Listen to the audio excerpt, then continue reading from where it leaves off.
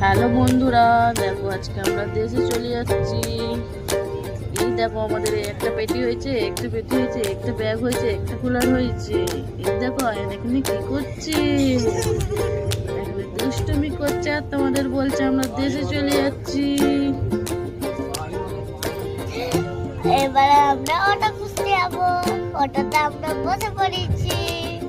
দেখো তোমাদেরকে আয়ন কিন্তু এবার চলে যাচ্ছি স্টেশনের উদ্দেশ্যে। দেখতেই পাচ্ছ তোমরা, এই হচ্ছে রাস্তা।